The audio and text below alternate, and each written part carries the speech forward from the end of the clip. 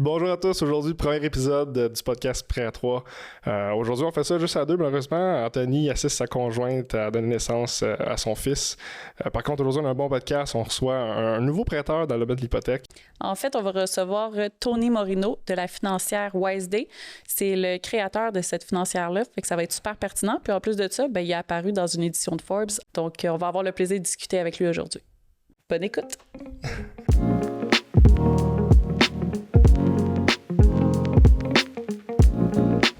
Salut Tony, avec WiseDay, comment ça va? Ça va super bien toi?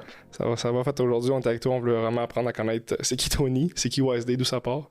Si on commence à la base, Tony, c'est quoi ton parcours, si tu veux, là, dans le domaine de la finance, dans le domaine de l'hypothèque ou quoi que ce soit? Je dirais que mon parcours dans le domaine des hypothèques il remonte assez loin. Fait que j'ai commencé dans le domaine de la vente il y a près d'une dizaine d'années de ça.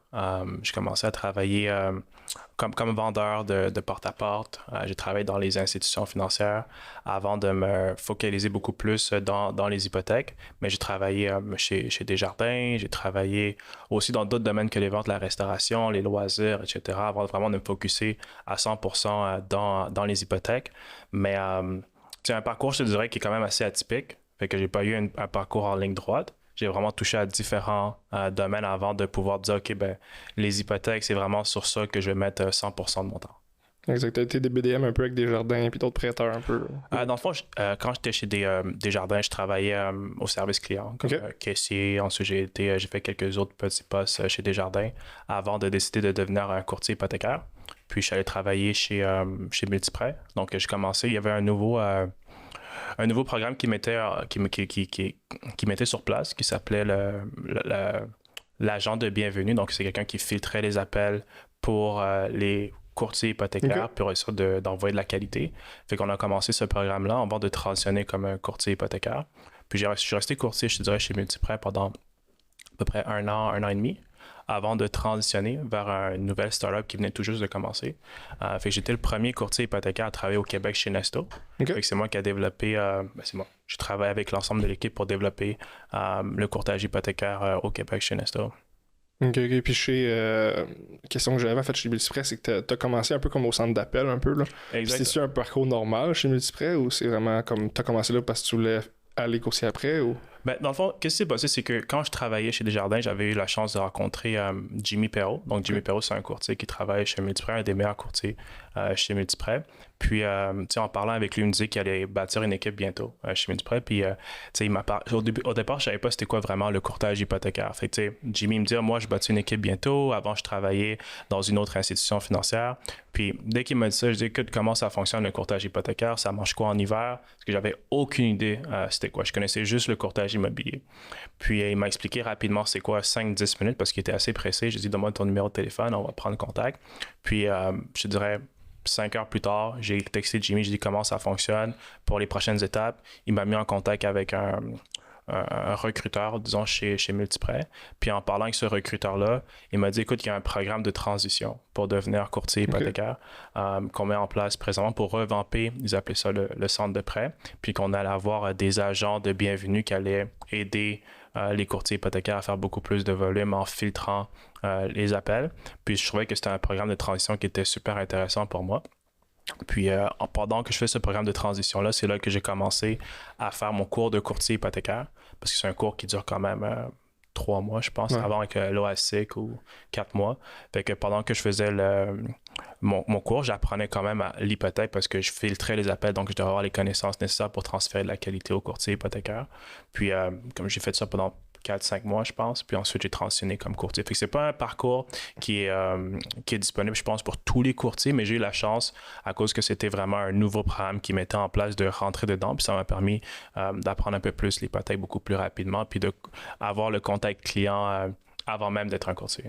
Honnêtement, c'est vraiment bon parce que souvent, les courtiers débutants, ce qui est difficile, c'est d'avoir une certaine crédibilité, là, si on veut, là, de savoir de quoi qu'on parle un peu. Là. Les connaissances le fait qu'il y ait aussi. c'est ça, le fait qu'il y ait un petit parcours à faire avant là, qui t'a amené coursier, c'est vraiment fort. Puis après ça, tu as fait 1 an comme étant coursier chez Multiprêt, c'est ça? Exactement. Fait que j'ai fait 1 an comme courtier chez Multiprêt, puis honnêtement, ça se passait très bien parce que là, j'étais rendu un courtier qui recevait des leads du centre d'appel. Où est-ce que tu étais? Où est-ce que j'étais. Fait que j'ai passé de A à B, on va dire. Puis c'est moi qui recevais les livres. Fait que j'ai pu faire du volume très rapidement parce que souvent, on sait le challenge d'un courtier hypothécaire, c'est d'avoir son premier client, la première personne qui te fait confiance, puis d'avoir cette crédibilité-là dès le départ en étant au centre d'appel, d'avoir des leads. Puis ça m'a beaucoup aidé à faire des erreurs rapidement, mais aussi pouvoir faire du volume aussi beaucoup plus rapidement puis bâtir ma confiance en tant que courtier. Fait que tu as fait ça un an, mais qu'est-ce qui était le déclic que tu as décidé de faire autre chose? Est-ce qu'il y a eu un événement? Est-ce quelque chose? Ben, tu sais, comme je te dis, ça se passait très bien chez Multiprêt. C'est une super équipe, du super bon monde. J'ai appris énormément. Puis j'ai vu qu'il y avait un nouveau joueur qui essaie de révolutionner un petit peu le prêt hypothécaire à travers le Québec et le Canada. Puis j'ai vu sur Internet rapidement, tu sais, j'ai entendu des bruits de couloir chez Multiprêt. Eux, ils offrent des taux qui sont beaucoup plus avantageux, comment on fait pour compétitionner, etc. Puis j'ai dit, tu sais quoi, laisse-moi aller à la source directement. Fait que j'ai appelé le CEO de Nesto directement. Puis j'ai dit, écoute, je suis intéressé par rapport à ce que vous faites. Puis ça s'est passé très rapidement, en dedans de, je pense, une semaine, j'avais fait ma transition de Multiprêt à Nesto. Puis, tu sais, quand j'étais chez Multiprêt, je faisais quand même un volume qui était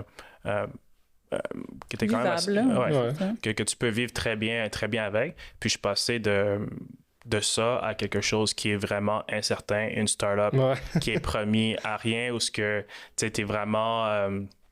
ça dépend beaucoup de toi pour savoir est-ce que tu vas être encore présent le mois prochain, puis le mois prochain, puis le mois prochain. Puis je trouvais que c'était quelque chose qui était challengeant pour moi. Puis j'aime toujours ça, pouvoir relever des nouveaux défis. Puis, tu sais, ça m'a permis de comprendre beaucoup de choses en travaillant chez Nesto parce que j'ai pu apprendre l'hypothèque en accéléré. J'ai pu apprendre comment bâtir une entreprise de rien du tout. J'étais le 15e employé chez Nesto, puis maintenant, ils sont rendus des centaines d'employés. Fait que j'ai pu travailler avec les membres clés de l'équipe puis comprendre comment bâtir une entreprise de rien. Fait que, tu sais, oui, je faisais beaucoup moins de sous que comme j'étais courtier, mais au final, l'expérience que ça m'a donnée, tu peux pas mettre de prix là-dessus. Comment partir une entreprise de rien du tout. Puis on va se le dire, là, Nesto, il y avait quand même... il y avait beaucoup de moyens. Ils sont arrivés dans le marché un peu agressifs aussi, puis il y avait faim. Fait que je pense que, justement, toi, de ce que tu as vu, ça a été une expérience probablement qui est partie de rien avec une très grande montée, je veux dire. T'sais. Exactement. Tu sais, je suis arrivé là-bas, le seul courtier hypothécaire au Québec, chez Nesto, première journée. C'est toi le courtier hypothécaire au Québec, OK, tu vas être vraiment occupé. Puis c'était des rendez-vous back à back. Puis, tu sais, l'expérience que j'ai eue, les personnes que j'ai rencontrées, juste du bon monde. Puis ça m'a vraiment, vraiment aidé à aller à un autre niveau beaucoup plus rapidement, non seulement au niveau de l'hypothèque, mais aussi de l'entrepreneuriat, puis rencontrer des personnes clés qui ont joué un rôle après ça dans ma croissance personnelle. OK. Tu as fait un cheminement combien de temps chez Nesto? Tu étais longtemps là? Ouais, j'ai travaillé là-bas pendant 3 ans. 3 ans. J'ai fait différents rôles. Chez Nesto, je ne suis pas toujours resté comme courtier hypothécaire. Donc, j'ai fait du courtage, j'ai fait du recrutement, j'ai été dans le développement de nouveaux partenariats, etc. Fait que ça va... C'était une expérience, je dirais, complète, d'avoir vu plusieurs côtés de la médaille en travaillant là-bas. Sharp. Puis là, maintenant, peut-être que je vais vite un peu, là. Mais on peut voir si ton chandail était WSD. Je pense que tu es un des fondateurs de WSD, ou tu es le fondateur de WSD? Oui, fait que je suis un des 2 fondateurs de WSD. Donc, WSD, ça a été créé en fin 2021. Fait qu'au départ, notre but chez WSD, c'était d'aider les consommateurs, les clients à obtenir une hypothèque avec les taux les plus compétitifs sur le marché. Donc, un modèle de courtage hypothécaire traditionnel, mais juste que ça se faisait en ligne, puis beaucoup moins de documentation papier, puis des appels qui étaient beaucoup plus droit au but. Fait que c'était pas un modèle traditionnel de certains courtiers où tu bâtis une relation sur plusieurs semaines, plusieurs mois avant de pouvoir convertir le client. C'était les clients, ils venaient chez WSD pour obtenir le taux hypothécaire le plus bas sur le marché, puis un service rapide puis efficient. Fait que c'est ça qu'on a pu donner à ces clients-là pendant le temps qu'on était une firme de courtage. Puis par la suite, on a décidé de transitionner notre modèle d'affaires en étant un prêteur hypothécaire. Puis c'est là où on est aujourd'hui, on a un prêteur hypothécaire, puis on fait affaire avec tous les courtiers, plusieurs courtiers indépendants à travers le Québec. Exact. Ça a été difficile de reconnaître en fait une certaine confiance des clients. Parce que nous, comme coursiers, souvent, on présente des coursiers, des prêteurs moins connus. Puis c'est souvent un peu une réticence des clients d'aller vers là s'ils n'ont pas d'expérience, s'ils n'ont pas de J'ai jamais entendu le nom aussi. Ouais, c'est ça. Fait qu'est-ce que vous avez de la misère? Comment vous avez fait en fait pour que les gens aient confiance en vous? Y a-t-il eu une publicité ou quelque chose qui a fait dans ça qui a marché? Ou? Je te dirais que même au niveau courtage, c'était la même chose. On faisait des publicités, on affichait des taux qui étaient très, très avantageux, mais après ça, les clients, des fois, ils pensent que c'est trop beau pour être vrai. Comment WiseDay sont en mesure d'avoir les taux les plus bas sur les marchés? Je vois une publicité out of the blue de WiseDay. Ça a l'air trop beau pour être vrai. Fait que les questionnements, ils sont de plus en plus présents. Des questionnements qu'un courtier traditionnel n'aurait probablement pas, à cause qu'ils sont établis avec des bannières qui sont là depuis des décennies. Mais au fur et à mesure que les clients sont satisfaits, et ils laissent des commentaires sur notre page Google, ils laissent des commentaires positifs. Fait que les clients, ils savent que c'est réel. Puis au final, le client est capable de savoir si son expérience va être bonne avec son courtier hypothécaire je dirais, presque dans le premier appel, dépendamment des questions qui ont été posées, des documents qui vont être demandés, ou juste à quel point le processus est clair pour le client. Le client, pour lui, quand il reçoit une bonne expérience, c'est quand il comprend c'est quoi les prochaines étapes. Souvent, un client, quand il raccroche, puis c'est pas ce qui s'en va. C'est pas ce qui s'en va. Ben, tu risques de perdre le client parce qu'il y a quelque chose qui n'est pas clair pour lui. Fait qu'il va appeler quelqu'un d'autre, souvent pour avoir cette information-là. Puis ce quelqu'un d'autre, là, souvent, il va être capable de lui donner une information supplémentaire qui va faire une différence. Fait que je te dirais que quand on était courtier hypothécaire, c'est des challenges similaires, mais différents à ce qu'on éprouve présentement comme un prêteur hypothécaire, parce que là, c'est plus... Là, la crédibilité, c'est pas nécessairement envers les clients, mais c'est beaucoup plus envers les courtiers hypothécaires. Okay, donc, les courtiers, c'est qui WiseDay, comment ça fonctionne, ça mange quoi en hiver, c'est quoi nos produits, c'est qui est derrière tout ça, etc. Donc, des challenges qui sont différents, mais qui sont toujours... on est toujours capable de sortir à la tête levée de n'importe quel challenge qui est arrivé jusqu'à présent. Puis quand on a construit, en fait, WiseDay, toutes les normes bancaires, tout ce que vous avez choisi d'implanter chez WiseDay, vous avez pris ça où? Les idées, est-ce que vous avez consulté des banques ou est-ce que vous avez pris des modèles qui existaient déjà? C'était quoi un petit peu la mécanique derrière tout ça? Oui. Fait que au Canada, le système, les prêts... Au Canada, le système hypothécaire, on va dire, il est très, très centralisé. Fait qu'il n'y a pas un million d'options. Donc, des fois, les courtiers disent « Ah, ben j'ai cette option-là avec cette banque-là, cette banque-là, cette banque-là. » Mais en réalité, c'est que les programmes des prêteurs, ils sont quand même assez similaires. Fait que, tu as le Alta A, mais l'autre aussi, il offre le Alta A, l'autre aussi, il offre le prêt Réno. Il n'y a pas vraiment de grosse différenciation envers les prêteurs. Fait que pour nous... Notre but, ça a toujours été de rentrer dans le marché avec une proposition qui est similaire aux autres, mais juste un petit peu plus améliorée. Donc, amener des propositions qui ne sont pas révolutionnaires, mais qui permettent aux courtiers d'avoir une proposition qui est juste un petit peu plus différente des autres. Fait que les normes qu'on a implantées chez WiseDay, c'est des normes, je te dirais, qui sont assez traditionnelles, similaires aux autres prêteurs hypothécaires, mais on a ajouté une petite touche différente qui permet aux courtiers d'avoir un hedge dans le marché quand ils proposent nos produits. Bien, effectivement, c'est ce que j'ai remarqué en travaillant avec toi, justement, où on est allé chercher des produits clés dans plusieurs institutions financières différentes qui ont été utilisés chez WiseDay. Donc, par exemple, la grille locative qui est excellente pour la qualification des dossiers. Fait que j'ai remarqué justement qu'il y avait plusieurs éléments d'un peu partout que vous avez ramenés chez vous, tout en restant dans les normes bancaires, bien sûr, parce qu'on ne peut pas déroger à ça. Fait que je trouvais ça vraiment super. Oui, exactement. Notre but, c'est pas de changer la roue, c'est juste de vraiment l'améliorer puis d'amener un service adéquat. Puis on est vraiment un partenaire des courtiers. C'est comme ça qu'on veut se positionner comme un prêteur de confiance pour les courtiers à travers le Québec. Puis je pense que pour l'instant, ça fonctionne bien. Puis les courtiers, ils apprécient l'effort qu'on met premièrement dans leur dossier, mais aussi à quel point on est réactif au feedback des courtiers. Fait que, qu'est-ce que je dis à toujours les courtiers? Appelez-moi si vous avez des questions. Je veux savoir qu'est-ce qui se passe dans votre quotidien. Je veux comprendre votre réalité. Je veux comprendre comment on peut vous aider à faire plus de volume. Puis on est toujours on fait toujours du brainstorm par rapport à qu'est-ce qu'on peut faire de mieux. Puis le mot WiseDay, parce qu'on est quand même au Québec, c'est un peu anglophone. Ça vient d'où, mettons, le titre WiseDay? Oui, fait que je te dirais que le nom WiseDay en tant que tel, au départ, on quand on a commencé à faire du courtage hypothécaire, on le faisait au Québec et en Ontario. Puis au départ, on essayait de trouver un mot qui était bilingue. Fait qu'on a eu plusieurs noms qu'on a pensé. Mais au final, on s'est dit pourquoi pas faire une combinaison de... Il n'y a pas vraiment une logique suprême derrière. Mais on a dit, c'est quoi, on va l'appeler Wise Day. Puis on s'est dit que il y a des prêteurs qui évoluent au Québec depuis très très longtemps. Puis je connais pas beaucoup de prêteurs qui ont un nom francophone dans l'hypothèque. L'important c'est beaucoup plus. Puis ça que je dis souvent au courtier, c'est que on est un prêteur québécois. Au final, c'est des Montréalais qui ont fondé Wise Day. Puis je pense que c'est quelque chose qu'on peut être fier de ça, que les courtiers peuvent travailler avec un prêteur québécois montréalais. Exact, c'est à part Desjardins, je veux dire, les autres, c'est très anglophone, je veux dire, de base, là. Mais c'est bon d'avoir quelque chose de Montréal.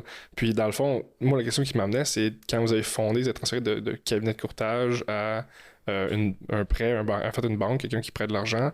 Est-ce que vous avez un backing ou un certain support d'une institution? Est-ce que vous avez eu un portefeuille qui vous a aidé à faire ces prêts-là? Ou... Oui, c'est ça. Donc, l'argent ne vient pas de mes propres poches. Mais on a des banques à charte qui sont derrière Wise Day, qui sont en mesure de nous aider à déployer beaucoup de capitaux sur le territoire canadien complet. Donc, exact, parce que les fonds peuvent être limités parfois selon on appelle ça les bailleurs de fonds là, dans notre langage, mais les prêteurs qui prêtent pour reprêter au final. Là. Fait que... Exactement. Fait que, on a l'avantage chez Wise de ne pas avoir une limitation qu'on va être capable de talonner de sitôt. Fait qu'on est capable de vraiment distribuer des capitaux à profusion pour aider les Québécois et les Montréalais à obtenir des prêts hypothécaires qui sont avantageux. Super. Puis tu dirais-tu qu'au SD, en tant que tel, on a un client cible ou quelqu'un qui est ciblé principalement par WSD ou une clientèle qui vous a fait avec cette gang-là, on veut les aider plus que la majorité des gens? Est-ce qu'il y a vraiment un... Ouais. Je vais faire attention à ce que je veux dire parce qu'on a des programmes qui sont en place présentement. Puis on va avoir des nouveaux programmes qui vont être en place. On veut des scoops, Tony. Dans les 3, 4, 5 prochains mois.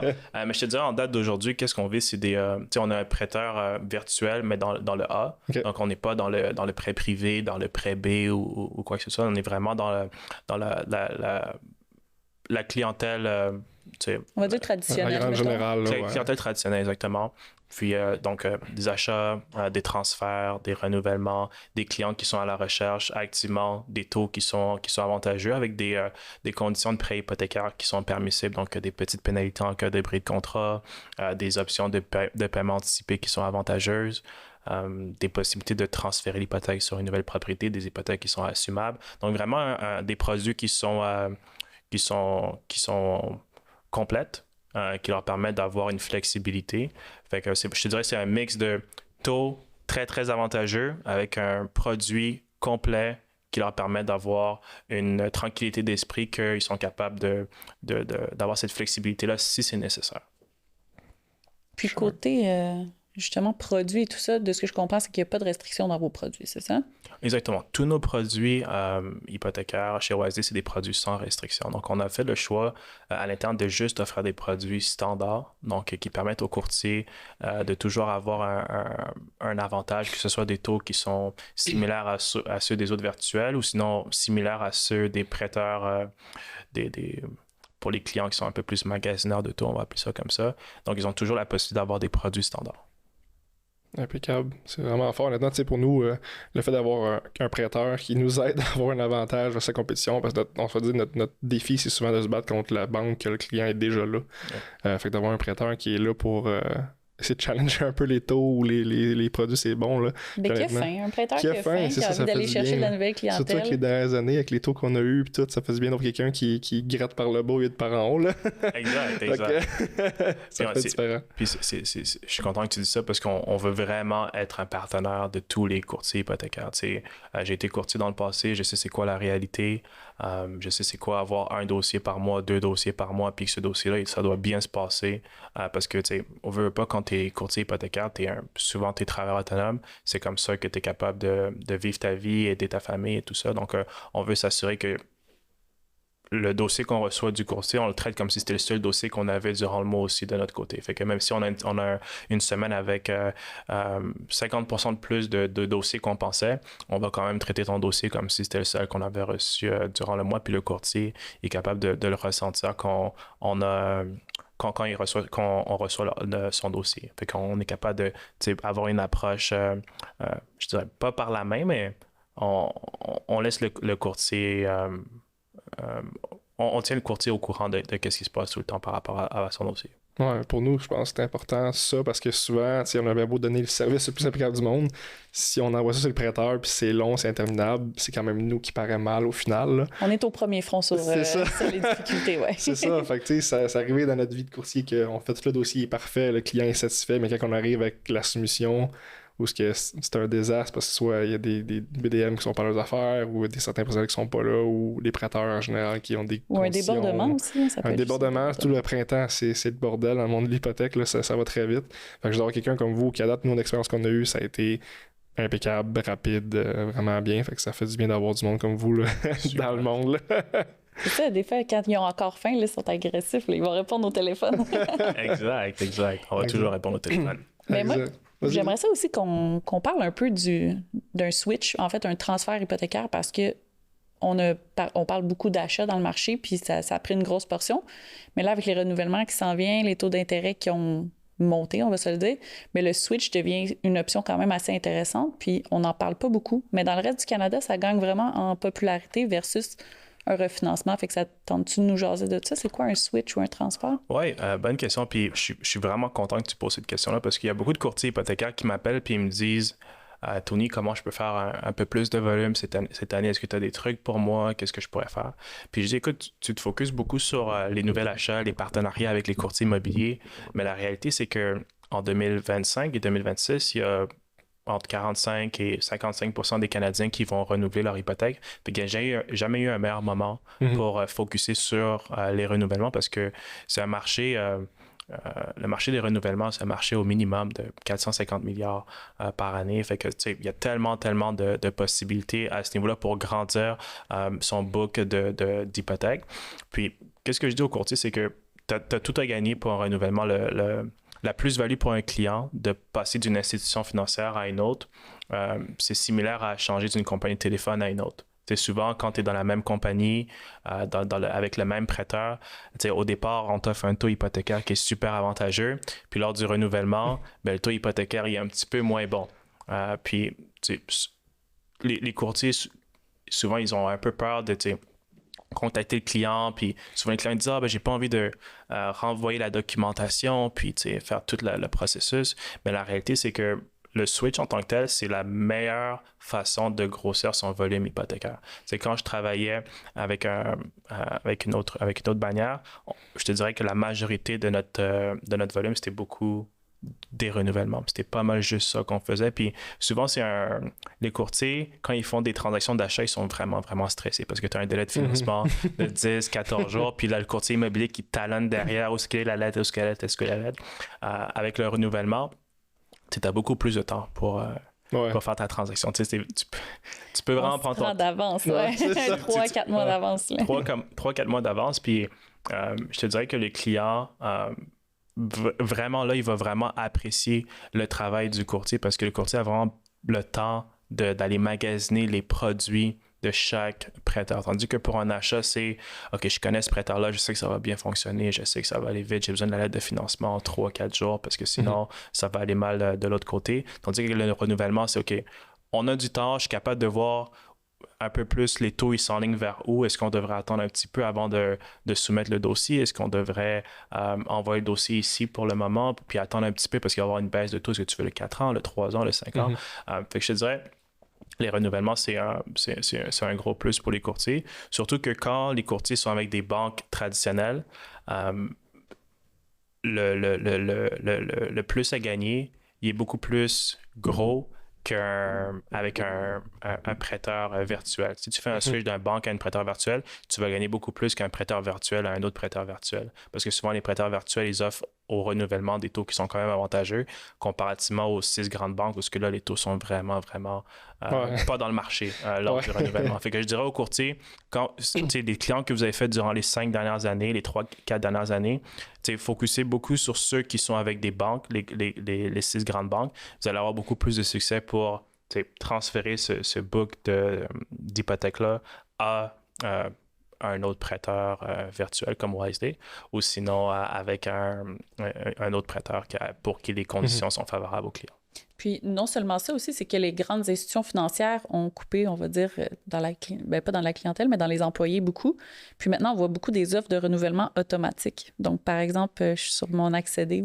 Bon, on va pas nommer de nom de plateforme, excuse-moi, mais je suis sur ma plateforme, je reçois mon offre de ma banque, j'ai 3 choix, 3 ans, 4 ans, 5 ans, puis c'est tout, là. Ben c'est ça, moi je pense que c'est un problème, c'est qu'ils rendent ça tellement simple qu'il n'y a pas d'études qui se fait sur leur situation, leur vie, puis c'est là où nous on rentre en jeu, puis c'est là où je pense qu'il y a une invention à faire. Moi personnellement, je suis quelqu'un qui a toujours focusé plus sur renouvellement, refine, parce que je pense que c'est là où nous on shine comme courtier hypothécaire, parce qu'un achat, oui, il y a des stratégies qui peuvent se faire avec un achat.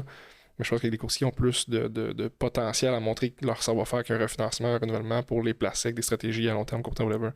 Fait qu'en ayant un joueur comme WiseDay qui est là pour nous aider, justement, là, ça vient fort à avoir un autre joueur qui fait ça.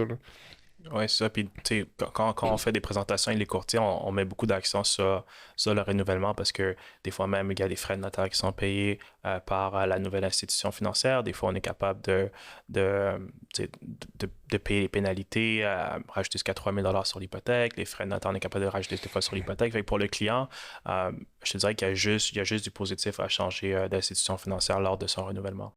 Si tu avais un dossier à nous parler, soit un typique ou un crunchy, ça peut être intéressant des fois d'avoir des histoires qui sortent de l'ordinaire, qui ont passé chez WiseDay. Est-ce que tu aurais quelque chose à nous conter? Ou même dans ta carrière de courtier. Oui, dans ta carrière de courtier. Je te dirais que chez WiseDay, pour l'instant, on a pas mal des dossiers qui sont standards. Fait que les courtiers connaissent un peu nos produits, qu'est-ce qui fit, qu'est-ce qui fit pas. Fait qu'on a eu des dossiers, je te dirais, rien qui est sorti vraiment de l'ordinaire. Mais en tant que courtier hypothécaire, quand j'étais courtier dans le passé, j'ai eu plusieurs situations crunchy. Moi, ça fait peut-être 8 ans que je suis dans le domaine hypothécaire. Puis avant, on était encore dans les fax. Puis, puis des fois, on devait aller chez le client. Puis il y a une fois où je suis parti chez un client. Puis c'était un de mes premiers dossiers. Tu sais, j'arrive dans cette maison qui était un peu spéciale, puis il y avait toute la famille qui était dans la maison, puis j'essayais de demander les informations pour un client, puis je dis « OK, ils sont où vos avis de cotisation, puis ils sont où vos papiers », puis elle me dit « Ah, je sais, ils sont où mes avis de cotisation », puis je la regarde un peu, la madame, pour voir où est-ce qu'elle s'en va, puis là, elle lève le coussin de son sofa, puis là, elle prend les avis de cotisation. Et je dis, coudonc. C'est la filière, ça. Je dis, coudonc. Je dis, je suis où, là, présentement, tu sais. Puis, des petites histoires comme ça, mais les dossiers en tant que tels, c'est toujours été des dossiers pas mal standards que j'ai fait, mais c'est juste des situations où j'ai interagi avec des clients, où que des fois, je me demandais j'étais où, si j'étais à la bonne place, est-ce que c'est normal, tu sais, surtout dans tes débuts, tu sais pas qu'est-ce qui est bon, qu'est-ce qui est pas bon. Puis tu te demandes quand est-ce que tu dois quitter, là, d'un coup qu'il arrive quelque chose. Ouais, puis des fois, c'est awkward, tu sais, maintenant, c'est assez simple. Tu as un appel téléphonique, tu fais un Google Meet ou peu importe, ça se fait assez simplement. Mais avant, tu sonnes quelque part, puis là, c'est un peu awkward. Tu n'as jamais parlé avec... Bonjour, mon nom c'est Tony, puis là, il y a ce moment de silence-là où tu vas t'asseoir à la table, puis là, tu tapes des trucs sur ton laptop, puis ils viennent regarder qu'est-ce que tu fais sur ton laptop, puis comment tu as eu ce montant de qualification. Est-ce que tu dois changer ça? Fait que, c'était un monde... c'est un monde complètement différent du monde qu'on est présentement, ouais. Mais c'est des moments maintenant que je me rappelle de ça, c'était des bons moments. C'était des bons moments. Moi aussi, j'ai fait beaucoup de visites à domicile là, dans le temps. On roulait pas mal à ça. Puis effectivement, des fois, tu rentres chez des gens puis tu te demandes qu'est-ce que tu fais là puis pourquoi tu es là. Oui. Puis je trouvais la situation les plus malaisantes ou les plus inconfortables, c'est quand ils te demandaient d'aller s'asseoir dans le salon pour parler de finances.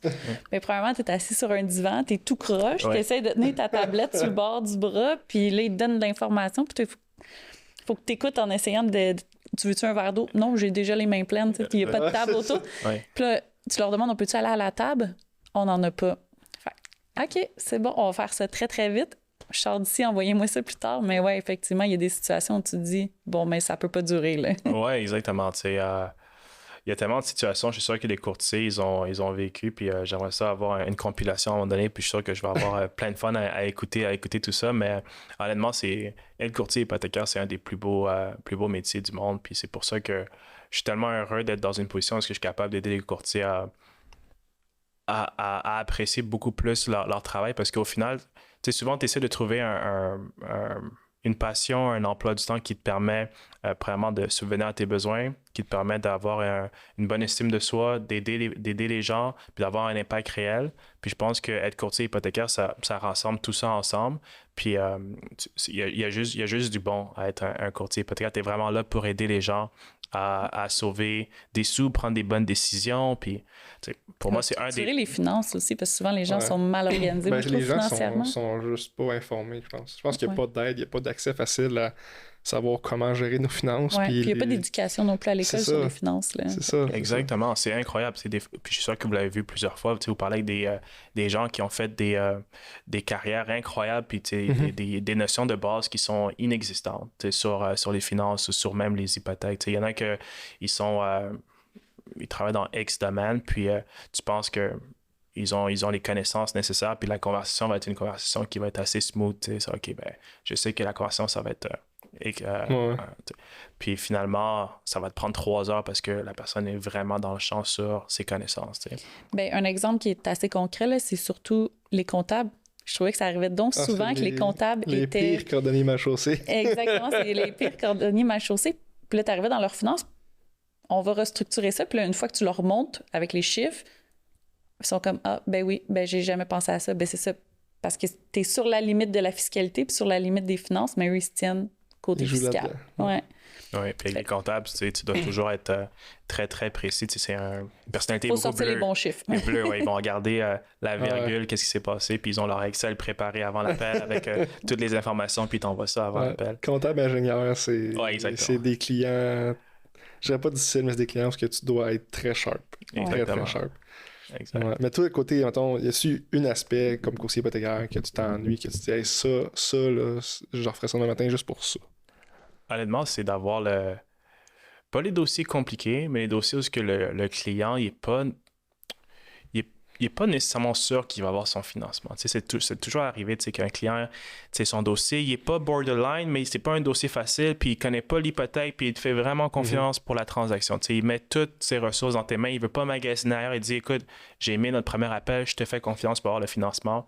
Puis tu le recontactes, tu dis écoute, j'ai la lettre d'approbation finale, puis là, ça part, là, ils sont contents, puis merci, t'es le meilleur, wow! Le sentiment d'être le sauveur dans la situation. D'être le sauveur dans la situation, puis d'avoir ce feeling-là que t'as vraiment aidé une famille. Puis j'ai eu une situation où quand je travaillais chez Multiprêt, la cliente, elle était vraiment pas sûre de son dossier, puis je l'avais appelée pendant que j'étais en route, puis pour un autre rendez-vous, puis je l'appelle, puis je dis écoute, José, juste pour te le dire, on a eu la lettre d'approbation finale pour ton dossier, puis là, elle parle pas. Là, je dis, puis là, elle commence à pleurer au téléphone. Elle pleure. Elle dit, je suis tellement content, je suis tellement pas content. Tu sais pas à quel point ça change tout pour moi. Je vais pouvoir installer ma famille là-dedans. Je vais pouvoir, commencer à bâtir ma vie, etc. Fait que, tu sais, d'avoir des relations comme ça avec les clients, c'est important. Puis, des fois, tu es capable de bâtir des relations qui sont vraies aussi. Tu sais, il y a des clients qui me textaient, tu sais, joyeux Noël, et comment ça va, juste check in on you, tu sais, pour voir comment ça se passe avec toi. Fait que ces relations-là, je te dirais que c'est ça qui me manque le plus, mais je te dirais maintenant, de l'autre côté de la médaille, en étant prêteur, là, j'ai bâti beaucoup de relations avec des courtiers hypothécaires. Puis ça aussi, je trouve ça le fun, parce que les courtiers, ils deviennent tranquillement tes amis, parce que je parlais avec des courtiers, puis on parle de dossiers, mais des fois, j'essaie d'aller un petit peu plus loin. Comment ça se passe, ta saison hypothécaire, comment ça se passe la vie en général, qu'est-ce que tu fais de ta fin de semaine, OK? Puis on est capable de développer une relation. Puis au final, je pense que c'est ça qui est le plus important, c'est de développer des relations réelles avec les gens. Puis ça qui permet de élever la scène hypothécaire naturellement, parce qu'on est capable de trouver des solutions ensemble, puis d'avoir une relation de confiance entre les deux parties. Ce qui est rough aussi dans le marché hypothécaire, ben, du côté courtage, là, je dirais, c'est que les courtiers, on n'a encore pas une très grosse part de marché au Québec. Puis encore, en faisant de la prospection, il y a des gens qui disent « Ah non, j'ai jamais parlé à un courtier. » Comment ça, tu n'as jamais parlé à un courtier? C'est la personne à qui tu dois te référer si tu as des questions sur l'hypothèque. Ton conseiller bancaire connaît probablement moins l'hypothèque que nous. Puis, en ayant justement des nouveaux joueurs dans le courtage comme des prêteurs, des choses comme ça, ben je pense que notre notoriété va grandir de plus en plus. Fait, c'est un petit plus pour tout le monde, en fait, d'avoir des banques supplémentaires qui vont jouer du côté du courtage hypothécaire. Ce qui est épatant, moi, ce qui m'épate, puis en même temps m'insulte un peu dans le domaine, c'est qu'il y a des gens dans le domaine, des courtiers immobiliers, des conseillers financiers, qui savent même pas c'est quoi un courtier ou n'ont jamais parlé à un courtier hypothécaire. Ça, moi, je trouve ça alarmant. Là. Je trouve on est des gens qui travaillent ensemble, qui devraient se propulser toutes les gens ensemble. Ça arrive pas. Mais je dirais qu'un coup, ça m'est rarement arrivé un courtier immobilier qui fait affaire à un courtier hypothécaire qui après c'est comme ah non, c'était pas bon. Souvent, il reste accroché, puis c'est pour la vie, là, tu sais, là. Fait que quand tu disais que il y a des relations qui se développent, moi je pense que ça revient à ça, là. Parce que je pense qu'on est tous des gens dans le domaine qui ont, en bon québécois, des grandes gueules. Fait qu'on finit toujours par pas finir de parler, puis on devient des chums, on devient des amis, puis autant avec les clients qu'avec les domaines, les gens du domaine, ça devient vraiment le fun à côtoyer, puis à être dans le domaine. Oui, puis c'est tellement un bon point parce que je trouve que les courtiers immobiliers ne travaillent pas assez avec les courtiers hypothécaires. C'est tellement c'est juste dommage pour les clients parce que les transactions immobilières, puis il y a beaucoup de courtiers qui se basent là-dessus pour faire la majorité de leur volume d'affaires. Puis les courtiers immobiliers, il y en a beaucoup qui vont transférer ça directement à banque bleue, rouge, verte, automatiquement sans faire vraiment une analyse complète de c'est quoi la meilleure solution pour le client. Parce que des fois, les clients, ils vont directement à la banque, ils ont une préapprobation, le courtier immobilier dit « OK, parfait, ben basé sur la préapprobation que tu as eue, je pense que tu as reçu les conseils qui sont nécessaires puis les meilleures conditions pour ton prêt hypothécaire. » Mais la réalité, c'est que le réflexe du courtier immobilier, selon moi, devrait être « Parfait, tu as eu ton document pour la préapprobation. Est-ce que tu es sûr que ce financement-là, quand tu vas l'obtenir, va répondre à tous les besoins que tu peux avoir durant ton terme? Est-ce que tu es sûr d'avoir eu la meilleure offre sur le marché aussi en se basant sur ta condition? Puis souvent, il y en a qui vont bypasser cette étape-là puis directement aller au but, OK, parfait. Là, on a l'offre d'achat acceptée. Retourne voir la personne qui t'a fait le financement, la banque. Puis, tu sais, on passe au prochain. Fait que je trouve que c'est dommage, mais de plus en plus, des podcasts comme le vôtre qui sont capables de mettre en valeur l'avantage d'un courtier hypothécaire. Je pense que les courtiers immobiliers, c'est pas par méchanceté qu'ils ne font pas. Je pense qu'ils sont pas encore déterminés la valeur réelle. C'est ça, ils savent pas. La valeur réelle d'un courtier hypothécaire. Puis de plus en plus, je vois, il y a des partenariats solides qui se font entre les courtiers immobiliers et les courtiers hypothécaires. Puis je pense que ça va vraiment, comme je dis, je suis vraiment en faveur que la scène hypothécaire québécoise monte d'un second cran, comme celle qu'on voit en Ontario, en Alberta, dans le BC. C'est une réalité qui est complètement différente dans le reste du Canada que celle qu'on a présentement au Québec, mais comme je vous dis, avec la visibilité que vous donnez de plus en plus, puis je pense que vous allez continuer à donner avec les courtiers hypothécaires qui vont venir sur votre pod ou peu importe. Je pense que ça va vraiment, vraiment aider les courtiers à se démarquer sur le marché. Ça va faire une petite ascension, ouais. C'est l'objectif de notre travail. Puis tantôt, tu parlais des avantages pour un courtier immobilier. Moi, ce que je mets de l'avant, surtout, c'est que les banques, ils vont souvent shooter une précale, puis ils vont dire c'est ça ton max, puis il va t'acheter une maison à ton max, puis that's it. Mais ce qui est l'avantage avec un courtier hypothécaire, c'est qu'on va pas nécessairement juste parler de transactions aujourd'hui. On va parler des prochaines transactions, de ce qui s'arrive dans leur vie. Puis je pense que c'est là où le courtier immobilier gagnerait aussi. Là, autant le fait qu'il fait une transaction, mais est-ce que plus tard, avec ce même courtier-là, avec l'expérience qu'ils ont eue avec les deux courtiers immobiliers hypothécaires, le client va être bien plus enclin à refaire une transaction avec les deux s'il y a eu l'enveloppe complète d'expérience malade que juste le courtier immobilier a été là, il nous fait ma visite. Exact. Puis ça a été ça. Puis j'ai fait affaire avec la verte, la rouge, la bleue. Là. Parce que s'il est vraiment comme le client a un sentiment d'appartenance que hey, j'ai parlé avec Steven de mon courtier immobilier, puis Sab, ma courtier hypothécaire, les deux ensemble, ils mergeaient bien, ils travaillaient bien ensemble. Je sentais en confiance. Là, on fait comme hey, c'était simple une transaction immobilière, c'était simple une transaction hypothécaire. Je suis capable d'attaquer le marché, puis si je veux changer de maison, c'est pas un défi, c'est pas une perte, là, c'est pas l'enfer. Puis à l'inverse, c'est quelqu'un qui est mal conseillé, qui s'endette en fou, qui après 5 ans perd la maison, son souvenir du courtier immobilier est pas belle, là, parce que lui, il s'est dit, j'ai acheté une maison qui m'a mis dans la merde versus si il est conseillé pour faire un bon budget qui a de l'allure, il va garder sa maison puis il va en acheter d'autres maisons. Exactement. Il y a aussi l'investissement immobilier qui peut se projeter après. Exactement. Puis non seulement ça, en parlant avec des courtiers immobiliers, mais souvent ce qu'ils m'ont dit, c'est qu'ils ont été échaudés par des courtiers peut-être qui étaient un peu plus nouveaux, qui ont failli, mettons, à leur devoir ou qui sont juste plus là dans le domaine aussi. Fait que, tu sais, des fois, c'est de retenter un nouveau courtier avec qui la relation est bonne, tout simplement, mais ça s'en vient. Je suis très confiante. C'est ça, je pense qu'il y a eu un certain temps du domaine hypothécaire, là, quelques années, parce que c'était pas nécessairement vert, beau comme c'était le Far West. C'est ça, puis je pense que la nouvelle génération essaie de changer l'image. Là. On a des gros podcasts, des grandes personnes, des grandes personnalités dans le monde hypothécaire qui essaient de un peu solidifier la réputation des courtiers hypothécaires. Puis je pense que ça va quand même bien. Là, la part de marché augmente et pas encore ce qu'on veut, là. Mais je pense que ça va du bon bord. Non, je suis convaincu, puis je l'espère que ça va continuer comme ça. Parce que les courtiers, pour nous, c'est nos partenaires principaux, fait qu'on veut juste du succès pour eux.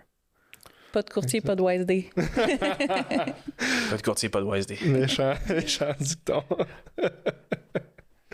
C'est fort. Puis, mettons, WSD, si on parle, côté entrepreneur là, de Tony, où tu te vois dans les prochaines années? Est-ce que tu vois ça devenir comme un grand compétiteur? Est-ce que tu veux rester à l'échelle plus serrée, comme on parlait un peu avant le podcast, que tu aimes ça, être proche de tes courtiers puis garder ça un peu plus in-house? Là? Je te dirais que pour l'instant, on a décidé de le garder le plus concentré avec certains cabinets pour contrôler l'expérience puis être sûr que les courtiers soient satisfaits. Mais c'est sûr que dans les prochaines années, on prévoit faire des milliards d'hypothèques par année. Donc, c'est sûr qu'au Québec, à un certain moment, je pense qu'il y aura un cap qu'on va être capable qu'on va atteindre à un certain moment. Mais c'est sûr qu'on va se développer partout à travers le Canada durant les mois à venir ou les années à venir, on verra, mais on va se déployer partout à travers le Canada. Donc oui, on espère que WSD soit reconnu partout à travers le Canada comme le prêteur de confiance de tous les courtiers hypothécaires à travers le Canada, mais pour l'instant, une étape à la fois.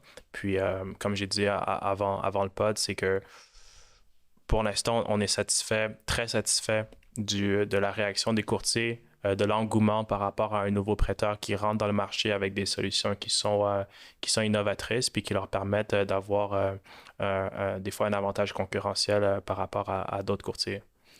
Puis là, le head office, le QG, est-ce qu'il est à Montréal ou il est en Ontario? Donc, le QG, lui, est à Montréal. Il est à Montréal. Puis toutes les décisions sont prises à Montréal. Donc, comme j'ai dit, on est deux cofondateurs. Donc, il y a le président Éric Dahan, puis il y a moi. Donc, on est une équipe qui est tissée serrée, puis qui essaie de le rester le plus proche possible des courtiers hypothécaires pour ne pas perdre cette réalité-là que vous vivez à chaque jour. Puis si tu avais, c'est une question peut-être plus personnelle, mais si tu avais à juger, mettons, le marché québécois, le marché ontarien, je sais pas si tu as visité d'autres marchés dans l'Ouest, là, lequel que tu dis qui est plus facile ou lequel que tu vois qui a une prospérité comme plus facile à l'avenir? Ou... Ça dépend d'où tu viens. Okay. Pour WSD, le marché qui est le plus facile à acquérir, c'est le marché québécois. Une des raisons, c'est les relations qu'on a bâties durant les 5-6 dernières années, soit en étant un courtier hypothécaire ou en étant une firme de courtage hypothécaire. Donc, on a pu développer des relations amicales avec différents cabinets, différentes personnes qui font en sorte que les relations, puis les introductions, puis sont beaucoup plus faciles qu'un joueur ontarien qui essaie de venir s'établir au Québec, qui parle juste anglais, que leurs documents sont juste en anglais, qui ne sont pas adaptés au marché québécois, qui ne comprennent pas la réalité, qui ne comprennent pas l'historique de ce qui s'est passé au Québec dans le courtage depuis les 5-6 dernières années. Fait qu'on on a cet avantage-là de comprendre cette réalité des courtiers puis de s'adapter. Maintenant, pour qu'est-ce qui va se passer quand on va s'établir dans le reste du Canada, je te dirais qu'on va avoir des challenges qui vont être sur notre route à cause que le marché ontarien puis le marché du reste du Canada en général, c'est un marché qui est beaucoup plus compétitif, donc il y a beaucoup plus de prêteurs qu'au Québec. Je pense qu'au Québec, il y a peut-être 15 prêteurs dans le A. Comparativement à l'Ontario, est-ce que tu peux en avoir 50, 55? Donc, je suis sûr qu'on va trouver des défis, mais en réalité, je pense que ça va, une fois qu'on va avoir traversé le pont, on va être capable d'être en mesure d'avoir une base aussi solide que celle qu'on va développer au Québec durant l'année à venir. Puis, ce qui est quand même assez non traditionnel, mettons, c'est que exactement le reste des prêteurs ont développé beaucoup dans l'ouest du Canada, dans le reste du Canada. Puis, ils n'arrivent pas à franchir la barrière de la langue pour arriver au Québec. Mais vous avez fait ça à l'envers. Vous avez dit, on va attaquer le marché où personne ne veut attaquer en premier. Puis après ça, on s'en va dans le reste du Canada. Mais c'est vrai que la compétition est beaucoup plus forte de l'autre côté en regardant le nombre de prêteurs qu'il y a pour les courtiers. C'est une affaire de pas possible. Versus ici, on est encore un très petit bagage, là. Exact. Puis, mais je te dirais qu'au final, c'est toute une question de relation. C'est de comprendre la réalité des courtiers. Il n'y a pas de solution miracle. Il y en a qui vont... Des fois, on voit qu'il y a des gros prêteurs hypothécaires qui sont établis depuis 20 ans. Tu sais, on pense qu'ils font un volume incroyable dans certaines provinces, mais la réalité, c'est qu'ils n'ont pas été en mesure d'établir des relations qui sont vraies avec les bonnes personnes. Puis nous, vraiment, tu sais, qu'est-ce qu'on veut faire? Tu sais, je le répète, c'est vraiment de bâtir des vraies relations avec les courtiers. Puis chaque fois que je parle avec un courtier, je dis, écoute, je suis disponible de 7h le matin à 10h le soir, du lundi au dimanche. Puis je dis, c'est vraiment pas des jokes, puis ça va rester comme ça pour très, très longtemps. Fait qu'ils sont capables d'avoir un contact direct avec les membres décisionnels, puis d'avoir cette proximité-là avec nous. Puis quand on va changer, quand on va attaquer notre province, ça va être exactement la même chose. Puis je pense que c'est une solution qui est pour l'instant qui est gagnante. Donc, c'est sûr que des fois, mon téléphone il est en feu à certains moments de la journée, mais je peux pas demander mieux comme réaction des courtiers. Fait que là, tu as signé un gros contrat là, quand même. Tu vas travailler 7 jours, 7 à 10 pendant probablement les 10 prochaines années, c'est ça? Écoute, je pense que, tu sais, moi, je dis toujours que je suis un privilégié de qu'est-ce que je fais. C'est quelque chose que j'ai toujours rêvé de faire, d'avoir ma propre entreprise, puis d'avoir un impact réel sur les gens. Puis si je suis capable de le faire 7 jours par semaine, de 7h le matin à 10h le soir, pourquoi pas? Puis au final, tu sais, je suis jeune, j'ai 28 ans, fait que j'ai le temps de... J'ai le temps de travailler encore très, très longtemps avant de m'épuiser. Donc, je suis prêt pour facilement les 10 prochaines années. C'est ça. Un jour, tu vas tirer la plug un peu plus quand tu vas être confortable. On verra. Ouais, il dépend de nous autres, ça. Ouais, ça dépend de nous. En tout cas, moi, je t'appelle pas les week-ends, je te le promets. C'est moi qui t'appelle les week-ends. Ouais, c'est ça. Puis, mettons, ensuite, on va plus personnel. Est-ce que le Tony de 16 ans, 17 ans... Est-ce qu'il se voyait faire ça? Est-ce qu'il y avait des aspirations avant d'aller dans le monde de la finance? Ou... Oui, ben, j'avais toujours des aspirations de bâtir quelque chose dans la durée. Okay. Puis j'ai eu quelques entreprises avant de fonder WiseDay. Donc, quand j'avais 17 ans, j'ai créé une entreprise qui s'appelait Tempo Express. Donc, c'est une entreprise qui faisait les abris Tempo. Okay. Qui installait les abris Tempo, mais la réalité, c'est que j'avais aucune idée comment installer un abri Tempo, parce que j'habitais dans un appartement, j'ai habité dans un appartement toute ma vie. Puis, tu sais, j'étais sur le sofa un jour, puis je dis, OK, ben, il faut que je crée quelque chose. Je dis, tu sais quoi, laisse-moi créer quelque chose que personne n'a envie de faire. Tu sais, personne se lève le matin, j'ai le goût d'installer mon Tempo, ça va être le fun. J'ai dit, tu sais quoi, on va rentrer dedans. Tu sais, quand tu veux bâtir quelque chose qui a la possibilité d'être dans la durée, il faut que tu règles un vrai problème. Puis, j'ai dit, OK, ben, tu sais quoi, je vais faire des annonces sur Facebook, je vais le mettre sur Kijiji, j'ai enregistré ma compagnie, puis je mets ça sur Facebook, puis Kijiji, puis après 2 jours, le téléphone, il sonne, mais pas à peu près. Il sonne. Je dis, wow. Là, quelqu'un m'appelle, il dit, je veux installer un tempo double, les ancrages, c'est ça, j'ai des briques, qu'est-ce que tu en penses, ça va coûter combien? J'ai aucune idée. J'ai aucune idée comment ça fonctionne. Qu'est-ce que je fais? J'appelle un gars sur Kijiji qui installe les tempos. Je dis, écoute, je donne les mêmes informations que le gars m'a donné. Je dis, ça coûte combien? Il me dit, ça va te coûter 240, 250 $.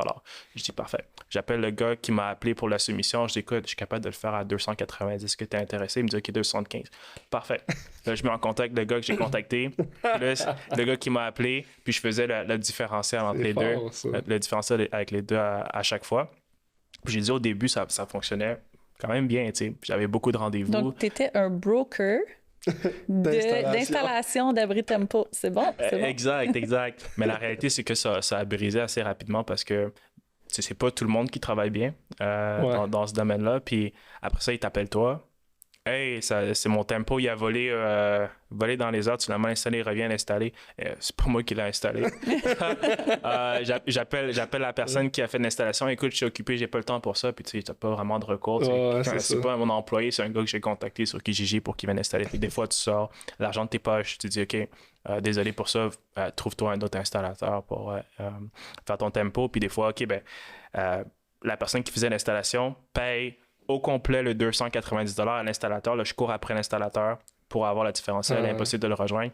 Fait que, je dirais, après un certain temps, c'est tombé par terre. Ça, c'était mon premier échec entrepreneurial. Mais j'ai appris énormément durant cet échec-là. Tu sais, un peu comment ça fonctionne. Les affaires. Les affaires. Je trouve ça vraiment malade à quel point que t'as juste sauté dedans. Ouais. Tu sais, t'as fait comme, je sais pas comment ça marche, aucune idée, mais je vais le faire. C'est malade. Puis c'est ça que j'ai fait. Fait que c'est wise, Tony, là. Ouais, C'est wise, Tony. Puis c'est ça que j'ai fait, je te dirais, tout au long de mon parcours. Tu sais, quand je travaille à l'institution financière, quelqu'un qui rentre dans mon bureau, je fais du courtage, boum, OK, 5 heures plus tard, donne-moi les informations, une semaine plus tard, je t'ai rendu chez Multiprêt. Ensuite, je vois qu'est-ce qui se passe dans une autre startup. Une semaine plus tard, parfait, j'appelle la personne, je saute. Puis ensuite, c'est terminé avec ce prêteur en ligne. Qu'est-ce que je peux faire moi-même? Parfait, je m'associe avec des personnes, puis je donne mon 100%, je mets tout dedans, puis let's go, on y va à 100%, puis là maintenant, à YSD, on est un prêteur. Fait que je dirais que, tu sais, faut pas avoir peur de, je vais pas dire tout sacrifier, mais de vraiment se donner corps et âme si on pense vraiment qu'on est capable d'entreprendre des choses, puis on est capable de mettre la volonté nécessaire, puis l'effort nécessaire, puis au final, même si on ne réussit pas tout le temps, on s'en sort toujours beaucoup plus wise. Puis on est capable de prendre des meilleures décisions pour le prochain défi qu'on va entreprendre éventuellement. Exact. Ben, le fait de sauter dans le vide, en fait, comme entrepreneur, souvent, la majorité des gens que je connais, en tout cas, ça a été comme un no-go, là. Souvent, juste l'impression de, tu sais, plus de revenus stables, de salaire, juste ça, puis le défi en tant que tel, tu sais, on va se dire, quelqu'un qui est salarié ou qui a une job, mettons, je sais pas, d'ingénieur ou de technicien, whatever, puis il dit, hey, je vais aller essayer des tempos, souvent, il y a comme un orgueil de, je ferais pas ça de ma vie, là, tu sais, là. Mais au final, tu sais, moi, j'ai des amis qui ont fait une fortune dans la tonte de gazon. Ça paraît banal, là, mais je veux dire, ils ont fait une fortune avec ça. Tu es organisé, tu es travaillant, tu as une structure. Je pense qu'il y a des opportunités un peu partout. Là. Exact. Ça prend juste la qualité d'être entrepreneur puis d'y aller, là, juste de le faire. Puis souvent, les gens ne comprennent pas à quel point ça peut changer leur vie. Puis un peu. Vraiment. Pour ramener ça encore au courtage une dernière fois, quand tu commences comme courtier, tu manges des toasts au beurre de pinot un petit bout. Là. Fait que, c'est exactement de faire le saut à bon, ben, il faut que je pitch mon argent, mais il faut que je sais pas quand est-ce qu'elle va rentrer, tu sais. Exact. Fait que, on pédale. Puis qu'est-ce que je dis souvent à différents entrepreneurs qui m'écrivent? Je dis, écoute, il faut que tu sois prêt pour les deux côtés de la médaille. Il faut que tu sois prêt pour le très bon, tu sais, la flexibilité, les sous qui viennent avec, mais il faut que tu sois prêt aussi pour les stress, les moments de doute, puis il faut que tu apprécies les deux côtés. Ouais. Si tu apprécies seulement un côté, tu vas avoir beaucoup de difficultés à surmonter les obstacles quand ça va être beaucoup plus dur. Puis pour répondre à ta question, quand j'étais jeune, je me suis toujours dit, c'est ça que je veux. Je veux être dans les situations où c'est dur. Moi, quand c'est facile, j'ai de la difficulté à prendre du plaisir. T'sais, moi, quand c'est difficile, c'est un vrai challenge, c'est là que je m'amuse. C'est là que je sors mon... ça drive un peu plus. Ça me drive beaucoup plus qu'un défi que tout le monde peut relever. T'sais, pour moi, il faut que ça soit complexe. Des fois, je suis au bureau, OK, c'est quoi qui va vraiment pas? C'est quoi qui va vraiment pas? Des fois, j'essaie de trouver vraiment qu'est-ce qui va vraiment pas parce que c'est là vraiment tout le monde te dit, Tony, c'est une bonne journée aujourd'hui, là. Arrête de trouver des bobos. Ouais, tout va bien. Là. Je suis comme, non, qu'est-ce qui va pas bien? Qu'est-ce qu'on peut faire de mieux? Mais honnêtement, c'est vraiment là que je sors mon... que ma fierté, elle sort beaucoup plus. C'est dans mon travail, mais dans les choses qui sont compliquées, qui sont complexes à réaliser. Mais il y a aussi le fait, je pense que, tu sais, à un moment donné, tu te dis... Tu sais, what's next? J'ai plus rien à perdre, j'ai tout fait. What's next? Tu sais, je vais y aller sur la prochaine étape. Puis, de toute façon, si j'ai à perdre, je perdrai. Tu sais, ça fait partie de la game un peu de dire, ben oui, on peut perdre, mais on peut aussi beaucoup gagner là-dedans. Tu sais. Exact. Puis c'est, tu sais, être entrepreneur, c'est tellement rempli de défis, de doutes. D'insomnie. Je confirme l'insomnie. Ouais. D'insomnie, mais les relations que tu développes, les gens que tu rencontres, si tu es vraiment passionné par ce que tu fais, il y a vraiment... C'est dur pour moi de dire qu'il y a rien de mieux que d'être un entrepreneur, mais... Parce que j'ai pas fait tous les travaux. Mais avec tout ce que j'ai fait, je te dirais, être un entrepreneur, il n'y a rien de plus satisfaisant que ça, parce que le bénéfice que tu ressors de ça, puis... la satisfaction. Mais on va se le dire quand même, c'est pas pour tout le monde. Non. C'est vraiment pas pour tout le monde. Mais le plus beau chose de ça, c'est d'apprendre à se connaître là-dedans. Tu sais, si je peux faire une tranche de vie, moi avant j'étais salarié avant d'être courtier hypothécaire. Puis j'ai trouvé quelqu'un qui s'est assis un peu son salaire, puis il a vu ça. Puis quand je me suis lancé là-dedans, j'ai appris à connaître un Dominique qui était peut-être plus comme entrepreneur, plus game, puis autant même peureux un peu, tu sais là. Fait que ça fait en sorte que j'ai appris à me connaître là-dedans, puis je suis devenu avec un inconfort avec le confort, qui est quand même est bizarre, mais on dirait que quand t'arrives à un palier, t'arrives à un certain niveau, là, t'as vu où est-ce que t'es genre « Ah, je suis bien », mais t'angoisses parce que pourquoi t'es bien? C'est parce que t'as fait pas assez? C'est parce que t'es pas assez haut? Fait qu'on dirait que c'est toujours un cercle vicieux qu'il faut que tu t'aimes ça, là. Mais c'est un cercle vicieux où que genre tu carbures à ça, puis je pense que t'es pareil, ou que genre si t'es trop bien, il y a quelque chose qui marche pas. Fait qu'il faut que tu brises quelque chose pour que ça aille mieux après, mais quand tu vas être mieux, c'est que ça finit jamais. Là. Fait que je pense que être entrepreneur, c'est un caractère. C'est une roue qui est dangereuse, mais c'est plaisant à être dedans, mais c'est dangereux quand tu vois ça de l'extérieur parce que j'ai des proches à moi qui me disent coudonc, c'est quoi la prochaine affaire qui va c'est quoi la prochaine affaire qu'il va faire encore là, Souvent la famille est un aspect très freinant pour nous là, souvent ils nous voient de l'extérieur, ils sont comme ben là fais pas ça, tu vas te des extraterrestres. Comment ça tu prends du plaisir à travailler à Scanner le soir, t'es là puis tu ris puis tu tapes sur ton laptop puis t'es content, le monde sont comme 5 heures j'ai terminé ma journée là, c'est le temps de profiter. Mais ce qui est le fun aussi, c'est que là tu parles avec des gens qui sont comme toi puis tu comptes ces anecdotes là puis on se comprend, là, on est comme oh mon Dieu, oui, ça c'était vraiment un gros défi, pour vrai, c'était tough, mais je suis sortie de là comme vraiment fort, là. Puis t'es fier de ça, puis t'es content, puis les gens t'encouragent là-dedans, mais c'est sûr que de parler de ça à quelqu'un qui le fait pas, t'es un extraterrestre, là. Exact. Puis ça revient au point de, j'essaie toujours de m'entourer des personnes qui sont... qui vont tirer vers le haut aussi. Qui vont tirer vers le haut, puis souvent, ça va être ceux qui ont une réalité qui sont similaires à la tienne, puis qui veulent aller à une place qui est similaire à la tienne aussi, tu sais.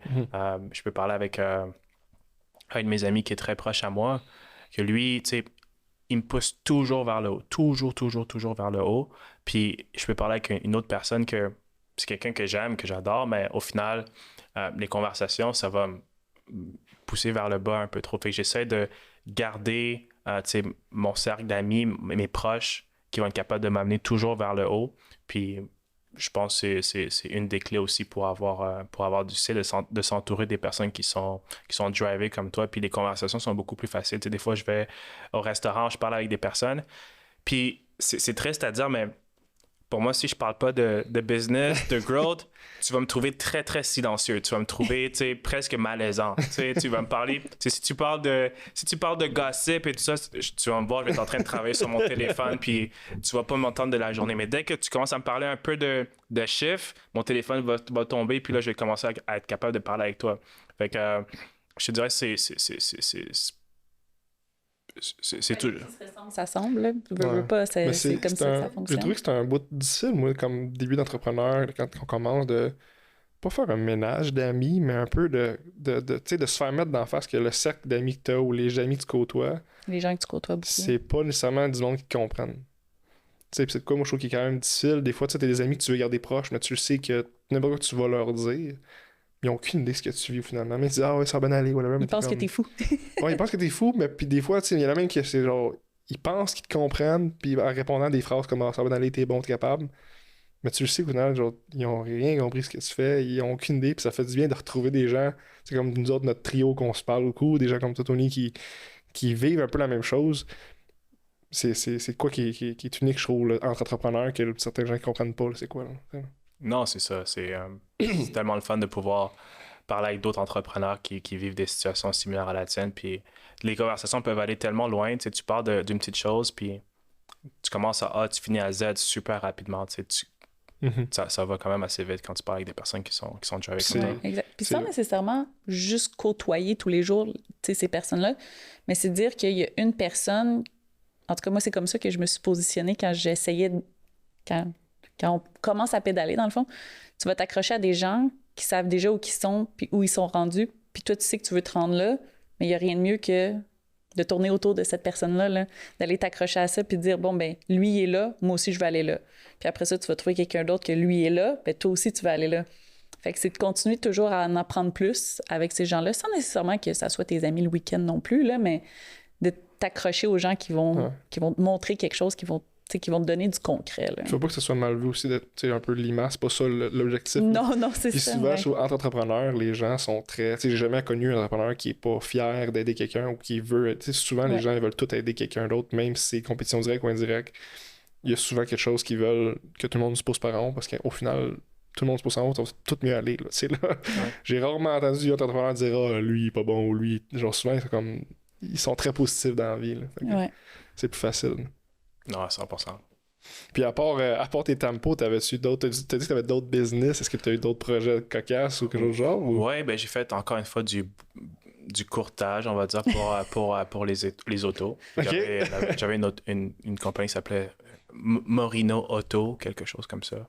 Puis ça n'a pas duré longtemps non plus, peut-être 6 mois. Fait que j'ai acheté une auto, puis ensuite je la revendais. J'ai acheté une auto, puis je la revendais. Puis si j'essaie de partir à un parc d'auto, mais c'était vraiment compliqué à faire ça. Fait que ça C'était sûrement un très bon mécanicien, je m'appelle. Ouais, non, pas. Moi, changer les roues, c'est un peu compliqué, là, même ça. Fait que mécanicien, pas du tout. J'ai des personnes dans ma famille qui travaillent dans la mécanique. Fait, comme je t'ai dit, ça n'a pas fonctionné très, très longtemps. Puis pourquoi autant de courtiers ont déjà touché à l'automobile? On dirait qu'il y a beaucoup de parcours qui viennent de là, dont toi qui avais Auto Morino. Morino Auto. Morino Auto. Mais je sais pas pourquoi ils ont autant touché à l'automobile. Je sais pas. Peut-être les courtiers ils aiment ça, les autos. C'est de la vente, j'imagine. C'est parti, là. Mais sinon, à part ça, des petites job-ins à gauche, à droite.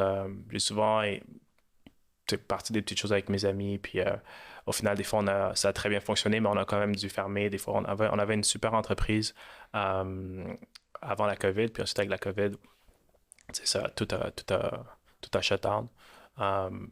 Mais pour moi, j'ai toujours su que ces entreprises-là qu'on avait bâties ensemble, c'était vraiment pas quelque chose qui allait être dans la durée. Ça aidait nos consommateurs, nos clients, mais c'est dur d'avoir quelque chose qui est scalable, que tu peux avoir, que tu peux vraiment aider beaucoup de personnes avec ce type d'entreprise-là. Puis pour moi, l'hypothèque, ma première journée dans le domaine hypothécaire, je savais qu'il y avait comme un play. Je savais qu'il y avait comme quelque chose à faire là, mais je savais que je devais en apprendre plus. Parce que souvent, tu es courtier hypothécaire, tu te dis, je connais tout sur l'hypothèque, mais crois-moi que quand tu es de l'autre côté, comme prêteur, tu vois qu'il y a beaucoup de choses que tu sais pas qu'est-ce qui se passe dans l'arrière-scène du prêt hypothécaire. Fait que je me suis dit, il faut que j'ai une vue complète de comment ça se passe. Il faut que je comprenne comment ça se passe, faire le vrai devoir, parler avec les bonnes personnes, tu sais, jouer la personne qui connaît vraiment rien. Puis c'est souvent ça que je fais quand je parle avec des personnes que je veux apprendre. Je fais le gars qui connaît rien. Pas d'ego, rien. Je suis le gars, je veux absorber, je suis une éponge. Donne-moi tout ce que tu as. Je vais te poser une question que tu penses. Des fois, les personnes, ils sortent des meetings avec moi et disent que ce gars-là, il comprend vraiment rien. Ce gars-là, il comprend vraiment rien. Mais en réalité, c'est juste que je veux pas avoir des présomptions de comprendre l'information avant de la recevoir de la bonne personne. Fait que j'y vais, la question la plus non que tu vas penser. J'ai déjà 80% de la réponse, mais je veux avoir 100% de ta réponse à toi pour compléter mon idée par rapport à ce sujet-là. Fait que c'est ça que j'ai de faire le plus souvent possible avec n'importe quel interlocuteur. Puis après ça, je m'ajuste dépendamment des conversations parce qu'il faut quand même que les conversations soient intéressantes. Je ne fais pas toujours pas un monologue, là. C'est pas un monologue, mais j'essaie d'en savoir toujours le plus possible. Puis ça m'a aidé rapidement à comprendre l'hypothèque. Puis même encore aujourd'hui, je comprends, disons, 98% de l'hypothèque, mais il y a des petites portions que je dois quand même encore aller chercher. Il y a toujours des zones grises. Toujours des zones grises. Ah, exact, mais je pense que l'orgueil, surtout je trouve que dans notre domaine, c'est la pire chose que tu peux pas avoir. Là. Les choses changent tout le temps. Les prêteurs, d'un autre côté, comme courtier, les prêteurs changent tout le temps. Toujours quelque chose de nouveau, une nouvelle façon de faire, des normes. On a des prêteurs qui disent des normes à tous les semaines qui changent. T'sais. Fait qu'un courtier qui est pas humble, qui est juste orgueilleux, ben il va passer à côté de la traque puis il l'aura pas, là, tu sais, là. Ouais. Puis autant avec nos clients, tu sais, même avec nos clients, ça arrive des fois que je pose des questions que je la sais la réponse. Tu sais, on sait c'est quoi la réponse, mais tu veux, comme tu dis, tu vas avoir le petit 5%, le petit 10% de plus qui va l'aider lui, mais qui va t'aider toi aussi dans ta chose. Là. Fait qu'en tout cas, je pense que c'est vraiment important d'être humble dans tous les processus, l'hypothécaire, autant entrepreneur ou que ce soit. Oui, mais 100%. Je pense qu'être orgueilleux, ça nuit dans toutes les facettes de ta vie, je pense. Pas mal toutes les facettes. À part des fois, mettons, ça peut te motiver, mais je veux dire, en général, être orgueilleux face aux autres, c'est la pire chose. Puis vous pensez quoi de l'intelligence artificielle qui s'en vient avec le mix avec le courtage hypothécaire? Je vais aller premier tirer à ça, si tu veux, mais moi, je trouve que c'est risqué. C'est risqué. Ce que j'aime pas de ça, c'est que, tu sais, moi, j'ai un background de l'assurance où ce que eux, c'était quelque chose qu'ils ont investi en somme astronomique, l'intelligence artificielle, puis ça a été quelque chose qui a été pas un fléau, mais quasiment. Parce que, tu sais, on est des humains, nos situations sont différentes, sont pas casables dans un carré. Tu peux pas dire c'est ça. L'intelligence artificielle, ce qu'elle vient faire, c'est qu'elle vient comme un peu comme arrondir le carré puis poquer le carré, là, pour essayer de fitter le plus de monde dedans. Mais si t'es pas dans le carré, ça fonctionne pas. Tu sais, là. Puis je pense pas que c'est un avenue où c'est bon de seulement faire ça. Moi, je pense que c'est quelque chose qui va aider les outils. Je suis d'accord. Que ce soit un outil de travail, ça va nous aider, correct. Parce que ça remplace des travails, ça remplace des humains dans le processus hypothécaire, le processus de tous les autres business. C'est là ce que j'ai comme une misère parce qu'il y a vraiment un côté humain qui doit avoir là, dans le domaine. Tu sais, quand tu achètes une maison, là, t'attends ta finale, t'attends ton financement. Si t'attends un ordinateur, on s'entend dessus que c'est pas la même chose, c'est pas le même thrill. Là, c'est là. Parce que si c'est un courtier, tu peux connaître le client, tu sais. Ah, moi, juste cette maison-là parce qu'elle me rappelle ma grand-mère ou mon oncle qui était dans cette vie-là, puis j'aimais bien gros mon oncle. Ben, l'ordinateur, il s'en fout de ça, puis il ne réalisera pas ça. Fait que je pense que ça vient juste diminuer tout l'aspect le fun, puis l'aspect plaisant, autant pour le courtier que pour le client du domaine hypothécaire, mais dans tous les domaines, je crois. Là. Mais moi, pour ajouter à ça, je pense que ça va s'en venir. En fait, c'est quelque chose qui est imminent. L'informatique va prendre une expansion incroyable dans les prochaines années. Puis non seulement ça, l'évolution s'en va vers là. Veux pas, ça va faire partie intégrale de notre vie de tous les jours. Sauf que de notre vivant, je pense que les gens qui nous côtoient sont pas prêts à aller 100% encore techno. Fait qu'on a la chance, en fait, de pouvoir vivre le côté humain encore probablement jusqu'à la fin de nos jours. Mm-hmm. Mais les générations suivantes, est-ce que ça risque de changer? Je pense que oui. Là. Non, 100% d'accord. Puis quand on était une firme de courtage hypothécaire, on avait pensé à vraiment changer notre modèle puis mettre 100% intelligence, 100%, beaucoup plus du processus en intelligence artificielle. Puis, un peu un mix avec l'open banking, donc être en mesure d'avoir accès aux informations du client en se connectant directement dans le compte. Puis, on avait vu des bénéfices à ça. De l'intelligence artificielle, un exemple clair, on est en mesure de donner une préapprobation à un client. Il y avait juste besoin de cliquer sur un bouton, puis on se connectait à son compte bancaire, puis on était capable de voir les revenus, les passifs, puis déterminer sa capacité d'emprunt en moins de 10 secondes, puis il recevait sa lettre de préapprobation sans parler avec personne. Mais dans le downside, il y a beaucoup de clients où on est en mesure d'aller valider les informations, mais il y avait une grosse partie de la situation du client qui n'était pas capturée avec l'intelligence artificielle puis le open banking. Fait que je pense que pour très longtemps, puis je pense que le courtage hypothécaire, ça va rester un des domaines où c'est tellement une transaction qui est émotionnelle qu'il faut avoir ce contact humain-là avec pour prendre des décisions. Fait que moi, je ferais une transaction hypothécaire, puis je sais que c'est 100% en ligne, puis je reçois une approbation finale. Je pourrais même pas croire. Je serais comme, OK, il y a quelque chose qui va se passer. Quand j'ai arrivé chez le notaire, il me dit, ah non, c'était un bug. Ouais. J'ai besoin d'une confirmation. Je veux avoir quelqu'un qui est responsable de la décision qui a été donnée. Fait que je pense que pour les courtiers hypothécaires qui nous écoutent, je pense que l'intelligence artificielle, ça va être quelque chose qui va vous aider à aller plus vite, prendre des décisions plus rapidement, avoir une idée beaucoup plus claire de certaines informations, parce que l'intelligence artificielle a beaucoup de bénéfices à ça. Mais je pense que vraiment, le conseil courtier, il va toujours rester, il va toujours avoir la priorité sur n'importe quel type d'intelligence artificielle. C'est ça, des fois, c'est juste le petit coucou, le petit bonne fête, le petit hey, salut, ça va, puis ton chien, il va-tu bien, tes enfants?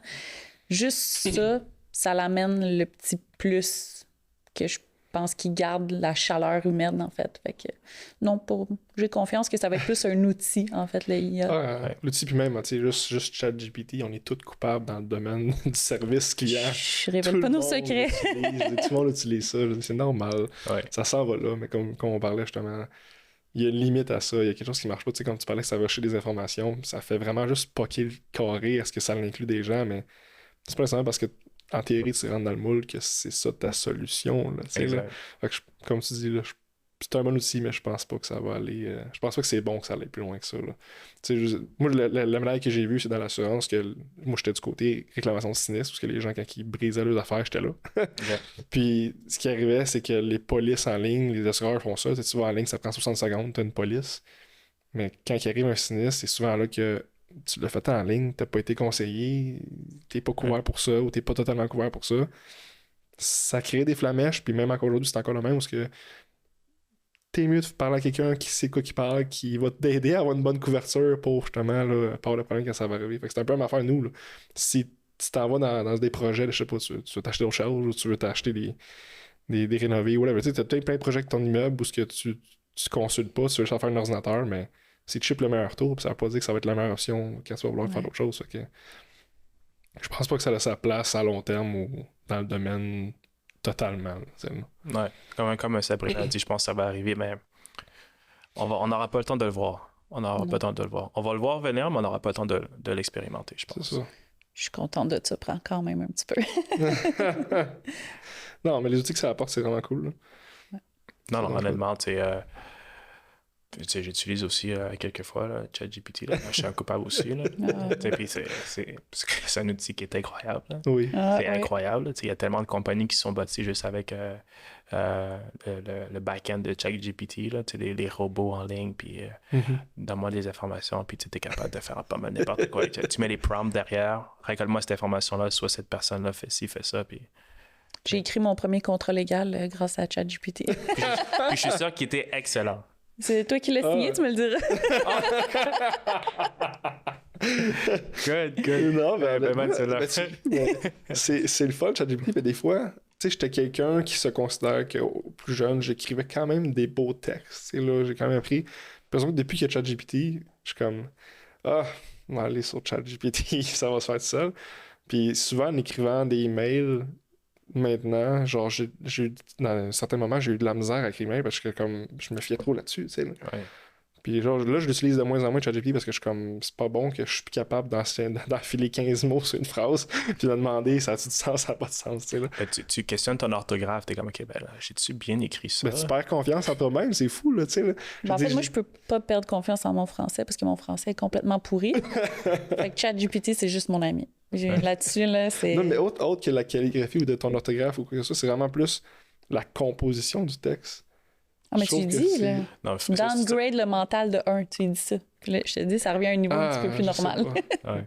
Moi, quand je veux juste, je fais un paragraphe, puis je veux que ça reste la même structure, les mêmes mots, je veux dire, garder les mêmes mots, corriger les fautes, puis tu sais, garde ça de la bonne façon, la bonne syntaxe, tout ce que tu veux. Parce que des fois, c'est vrai que tu peux mettre un texte, puis dire, OK, correct this, corriger ça, puis tu fais tout. Il t'en vire tout, là. Tout de bord, ça fait du sens, mais c'est même plus toi qui l'as écrit. C'est ça. Mais c'est ça que je trouve plate. Qu'est-ce que je trouvais plate? C'est que j'écrivais des courriels ou des fois, tu fais des posts en ligne, whatever, tu mets le ChatGPT pour te donner l'idée.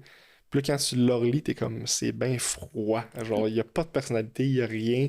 C'est plate. Tandis que là... Des fois, ça te sort des phrases bizarres. Là. Des mots, là, t'es comme, OK, ça veut dire quoi? Tu demandes à ChatGPT, c'est quoi que ce mot-là veut dire? Puis tu expliques quelque chose de plus compliqué. Puis tu vois, maintenant, sur LinkedIn, tu vois, il y a beaucoup de personnes qui font des posts sur LinkedIn. Maintenant, c'est rendu ils ont la confiance de faire des posts à cause de ChatGPT. Maintenant, avant, c'était un peu plus dur d'avoir... la composition. La composition, puis tu sais, là, maintenant, tu dis, OK, ben, je veux un post LinkedIn, je suis cette personne-là, je veux poster ça de façon régulière, puis ChatGPT te fait une cédule. 3 emojis, 4 hashtags. Ça sort de toute beauté. Non, ça a ses outils, ça a ses forces.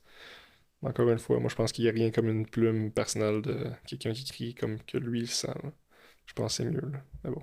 Donc, j'ai vu une petite annonce passer avec ton nom qui est apparu sur Forbes. Ouais, fait que j'ai fait le magazine Forbes en novembre 2023. Fait que le magazine 30 Under 30. Fait que c'est... pour ceux qui ne connaissent pas Forbes, c'est un des magazines les plus prestigieux à travers le monde. Puis, à chaque année, ils reconnaissent dans différentes catégories les entrepreneurs qui ont un impact significatif à travers le monde. Puis j'ai été en mesure d'être nommé sur la liste de Forbes dans la catégorie Consumer Technology, fait que catégorie de technologie pour les clients. Puis cette année, il y a eu beaucoup de noms importants qui ont fait aussi cette liste. Donc Bad Bunny que peut-être vous connaissez ou d'autres noms très, très connus. Mais dans la catégorie que j'ai faite au cours des dernières années, il y a eu des noms comme Mark Zuckerberg, le fondateur de Spotify, etc. Puis, être sur cette liste-là, c'est quand même assez complexe. Tu as plus de chances d'être accepté à Harvard que d'être nommé sur cette liste-là, donc moins de 3% de chances. Puis c'est vraiment à travers l'Amérique du Nord.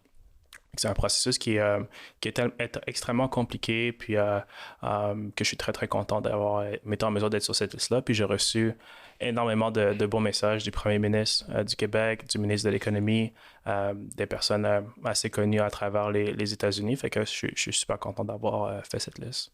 Puis comment tu fais cette liste? Est-ce que tu t'inscris? Est-ce que tu te fais appeler out of the bloom de quelqu'un? Oui, mais dans le fond, tu peux te faire nominer sur la liste. Donc, j'ai été nominé sur la liste, puis par la suite, il y a des journalistes de Forbes qui t'appellent pour en apprendre un peu plus sur ton entreprise, sur ton parcours, l'évaluation, etc. de ton entreprise, puis c'est quoi l'impact que tu as dans ton secteur respectif. Puis une fois qu'ils ont établi tout ça, ils font un tri, puis tu reçois des nouvelles de leur part 6 mois après, dire écoute, tu as passé la première étape, puis ils continuent à poser plus de questions sur toi, puis sur ton entreprise, puis après ça, il restreint. Puis la beauté de ce magazine-là, c'est que tu ne sais jamais si tu le fais la liste. Fait que tu sais si tu as fait la liste la journée où ils dévoilent le magazine. Fait que je pense que ça a été divulgué le 28 ou le 27 novembre 2023. Puis, je me réveille, puis je vois, OK, j'ai fait de la liste de Forbes. Puis j'étais super content. Puis, mis à part tous les messages que j'ai reçus de mes proches, des membres de ma famille, puis comme j'ai dit, de différentes personnalités, pour moi, l'aspect qui est le plus intéressant d'avoir fait la liste de Forbes, c'est qu'on a un réseau qui s'appelle Slack, où on est en mesure de connecter avec n'importe qui a fait le magazine Forbes depuis les 10 dernières années. Fait qu'on est en mesure de parler avec un entrepreneur qui est en Chine, qui est au Botswana, qui est à Paris, qui a fait Forbes, qui a bâti des choses qui sont importantes durant les dernières années, puis tu es capable de prendre des conseils qui sont judicieux. Puis tu as aussi des événements privés à travers le monde, à Paris, à New York, où tu as accès à des connexions qui peuvent être importantes pour toi. Fait que je te dirais que ça, c'est l'aspect que je trouve le plus intéressant par rapport à Forbes. Puis est-ce que la publication de l'article, ça a été quelque chose qui a propulsé un peu ton projet, ou ça a plus un impact, si tu veux, côté comme en arrière de la cravate, là, plus comme ton expérience à toi ou whatever, ou côté conseil? Je te dirais que ça n'a pas changé grand-chose au niveau de Wisely ou quoi que ce soit. C'est vraiment plus... je ne suis pas quelqu'un qui parle beaucoup sur les médias sociaux ou autres. Je suis vraiment low profile, on va dire. Mais je dirais que ça a mis en lumière le travail dans l'arrière-scène que je fais depuis plusieurs années. Puis, comme je te dis, j'ai reçu énormément de messages de... Est-ce que tu peux faire du coaching pour moi? Est-ce que je peux avoir des conseils? Est-ce que tu peux regarder ma business? Est-ce que tu peux investir dans mon entreprise? C'est plein de petits détails comme ça. Mais sinon, des fois, il y en a qui me rencontrent, qui me croisent dans un restaurant ou dans des malls, dans des centres commerciaux. Puis, est-ce que c'est toi qui as fait le magazine Forbes? Oui, c'est moi, parfait. Puis, on se donne la main. Puis, des fois, on s'échange des numéros de téléphone parce qu'ils veulent me parler d'un projet. Puis, ça, je trouve ça super intéressant.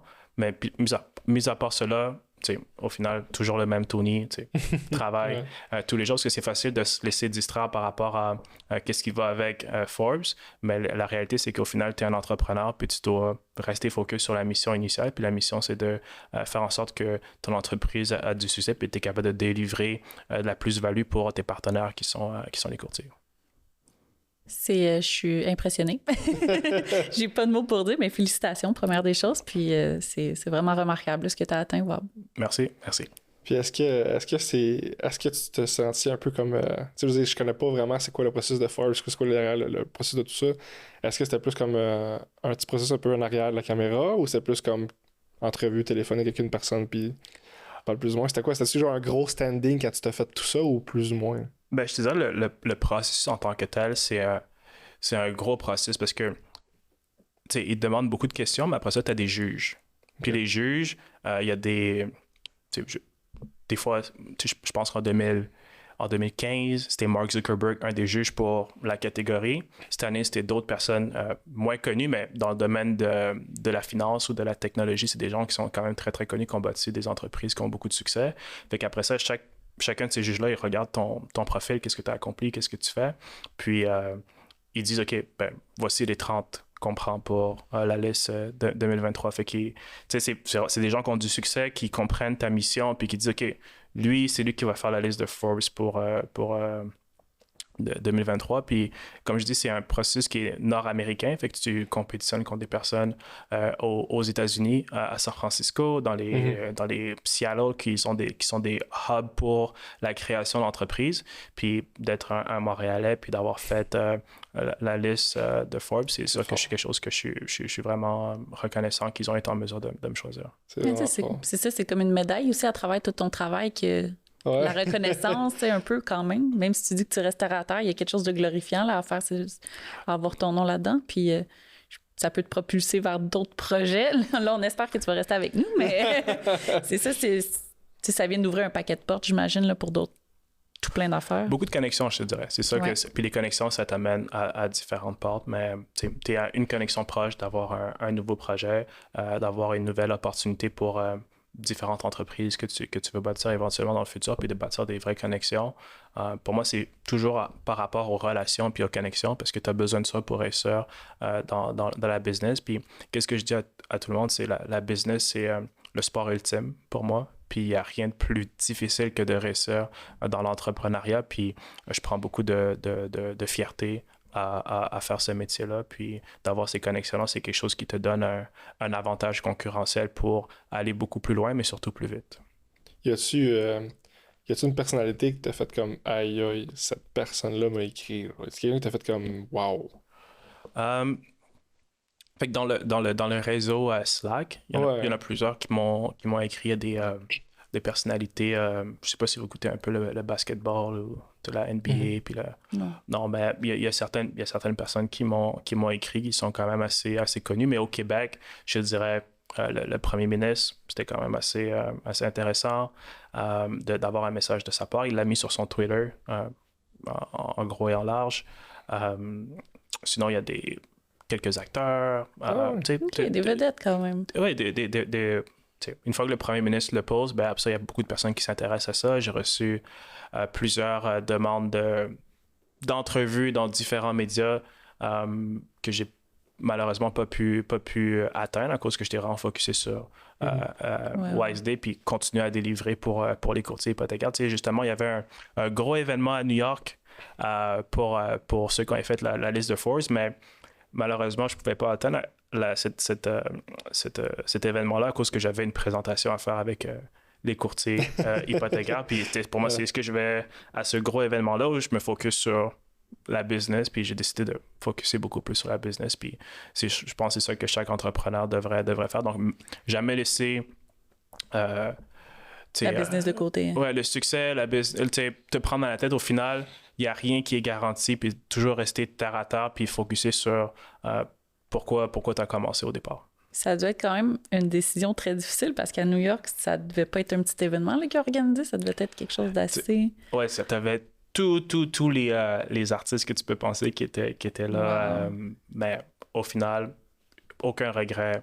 Super présentation, les courtiers avec qui on a fait cette présentation-là, ils nous adorent, ils nous envoient beaucoup de volume, fait que pour moi, j'y pense même pas, puis des événements, il y en a un justement dans 2 mois, puis il y en aura tout au long des prochaines années, fait que pour moi, c'est une décision qui était assez facile. Mais là, on va jumeler la prochaine fois, c'est l'utile au travail, tu vas faire un événement au WiseDay où tu vas nous inviter. Exactement. Exact. Mais honnêtement, ça en dit long, je trouve, sur sa personnalité d'entrepreneur, de juste, de pas avoir pris le glamour, de pas avoir pris les fleurs, si tu veux, puis de dire comme non, genre, mon travail n'est pas fini. Là. Il y a beaucoup d'entrepreneurs qui auraient juste fait comme je suis dans Forbes. Mais moi, je confirme que j'aurais été au party. Je confirme que j'aurais été au party. C'est ça, qui aurait dit je suis dans Forbes, c'est checklist, j'ai réussi, je m'assis là-dessus, mais c'était juste fait comme c'est rien que du froufrou, du. Honnêtement, c'est une fois que tu l'as fait, t'es comme OK. 2 jours après, c'est passé. Tu te focuses sur la réalité. Parce qu'au final, comme je te dis, à part certaines personnes qui me rencontrent puis qui me demandent des conseils, il n'y a rien qu'à changer. Il n'y a rien qu'à changer, tu te focuses. Puis c'est pas mal plus simple que ça. Petite question comme ça, ce titre-là, est-ce qu'il venait avec une compensation monétaire ou c'était vraiment juste le titre? Non, c'est vraiment juste. C'est vraiment juste.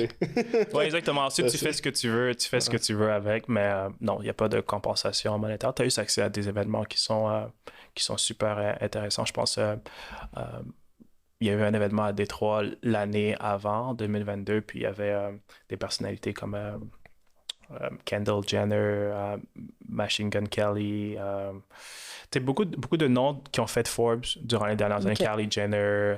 Puis là, je donne des noms des mêmes personnes, mais il y a différents noms super importants. La personne qui a cofondé Spotify, puis plusieurs autres. Fait que non, c'est juste du bon monde. Cool. C'est impressionnant, honnêtement. C'est vraiment... genre, je savais pas que tu avais ça. Je savais pas qu'on avait ça ici.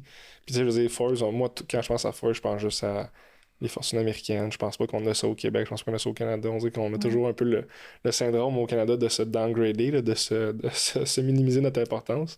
Mais il y en a plusieurs qui ont fait Forbes au Canada. Je suis pas le seul. C'est juste que c'est pas quelque chose... C'est pas Forbes les milliardaires. C'est un autre Forbes qui était aussi difficile de le faire, mais tu as beaucoup plus de chances de le faire à cause que Forbes milliardaires, ils en prennent 400 à travers le monde. Forbes 30 Under 30, c'est à chaque année, puis ils en prennent 30 par catégorie, puis il y a 20 catégories au total. Donc, il y en a en Ontario qui ont fait Forbes. Je pense en 2023, il y a une autre personne de Montréal qui l'a fait aussi dans une catégorie complètement différente. Puis il y en a eu d'autres dans différentes années. Puis c'est juste des entrepreneurs que je vois qu'ils ont du succès puis que j'ai pu rencontrer aussi. Puis je suis vraiment fier de ce qu'ils accomplissent présentement. Puis c'est un entrepreneur que tu as rencontré à la suite de ça, puis que tu as gardé une relation, puis tu es comme, cette personne-là m'a vraiment aidé. J'ai pas rencontré, mais je discute avec certains d'entre eux qui sont aux États-Unis. Il y en a un autre qui est en Belgique, qui font des entreprises incroyables dans le domaine pas de l'assurance, mais de la santé, mais des technologies de santé qui ne sont pas encore établies au Québec. Puis juste de voir un peu d'où leur inspiration est venue pour créer ces entreprises-là, c'était quoi leur processus, comment ils ont réussi à lever des fonds, etc. Fait que c'est toujours bon d'en apprendre parce que chaque histoire est différente, puis tu es capable d'en apprendre plus sur l'entrepreneur. Puis comme je dis, moi, je suis une éponge, fait que j'essaie d'en apprendre beaucoup sur chacun. Puis c'est ça qui fait qu'aujourd'hui, je suis capable de me débrouiller dans plusieurs situations à cause que je prends l'information de chacun, j'apprends des erreurs des autres. Là, souvent, ils disent on va apprendre de ces erreurs, mais moi, j'apprends des erreurs des autres pour éviter de faire les mêmes erreurs. Puis c'est vraiment ça que je suis le plus fier quand je parle avec les autres entrepreneurs. Donc, il n'y en a pas que j'ai rencontrés, mais plusieurs que je discute avec sur une base régulière. Ok, c'est cool. D'avoir accès à des gens de même pour rester impressionnant. C'est toujours des gens qui sont comme inaccessibles puis que faut que tu aies un standing pour avoir ça, mais c'est quand même cool qu'ils s'intéressent aussi aux gens qui... C'est sûr que, je veux dire, il y a quand même un standing d'être par les 30 under 30, là, mais je veux dire, c'est quand même le fun que ces gens-là prennent le temps de t'écrire ou prennent le temps de s'intéresser à des gens entrepreneurs comme vous, là, fait que c'est vraiment sharp. Puis, à part ça, je pense qu'on avait fait le tour du sujet avec toi. Si on finissait sur si tu avais un conseil à donner à un entrepreneur ou à quelqu'un qui lance dans sa vie un projet d'affaires, ça serait quoi? Si tu avais une chose à lui dire. Crois en toi. Il n'y a personne qui va croire en toi plus que toi. Okay. C'est sûr que si tu doutes de toi-même, tu vas te mettre des barrières qui sont inutiles, mais vraiment, si tu crois en toi et tu es vraiment prêt à mettre le travail nécessaire, tu vas avoir des résultats positifs ou négatifs, mais tu vas avoir des résultats, puis c'est ça qui va te permettre d'aller à un prochain niveau. Fait que faut pas essayer d'aller de 1 à 1000 d'un coup. Tu sais, commence de 1 à 10, puis ensuite tu vas aller de 10 à 100, puis de 100 à 1000. Puis c'est vraiment ça, c'est de prendre le temps, puis de croire en soi, puis je pense que au final, tu vas avoir les résultats qui vont aller avec. Sharp. Merci Tony. C'était vraiment le fun, c'était vraiment intéressant. J'ai hâte de le refaire avec toi. Merci pour l'invitation. Ça a été un plaisir d'être avec vous aujourd'hui, puis je vous souhaite juste le meilleur pour la suite. Merci beaucoup. Yes, merci.